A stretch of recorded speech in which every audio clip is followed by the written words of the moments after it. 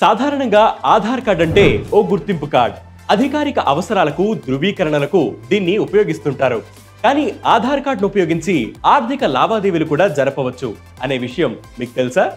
అవును, ఆధార్ కార్డ్ ద్వారా బ్యాంకు ఖాతాల్లో ఉన్న డబ్బును విత్డ్రా చేసుకోవచ్చు.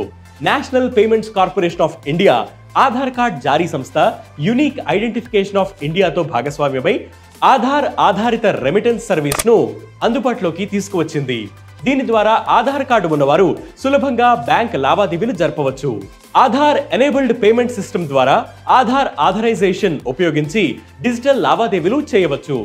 ట్రాన్సాక్షన్లు చేసేందుకు కస్టమర్లకు కేవలం బ్యాంక్ పేరు, ఆధార్ నెంబర్, ఆధార్ నమోదు చేసేటప్పుడు తీసుకున్న ఫింగర్ ప్రింట్స్ ఉంటే సరిపోతుంది.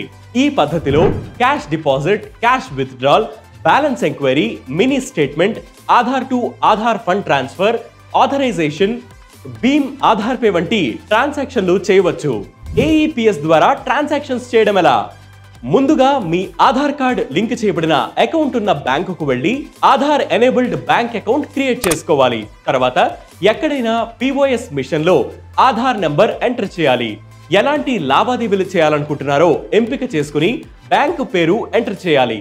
ట్రాన్సాక్షన్ అమౌంట్ ఎంటర్ చేసి మీ బయోమెట్రిక్స్ ఇవ్వాలి. ఇవన్నీ సరిగ్గా ఎంటర్ చేస్తే చాలు, ట్రాన్సాక్షన్ సక్సెస్ అవుతుంది. ఈ లావాదేవీలపై ఎలాంటి ఛార్జీలు ఉండవు. డోర్ స్టెప్ సేవలని వినియోగించుకున్నందుకు మాత్రం కొంత రుసుము చెల్లించాల్సి ఉంటుంది. ఒకసారి గరిష్టంగా 10,000 రూపాయల వరకు విత్డ్రా చేసుకోవచ్చు.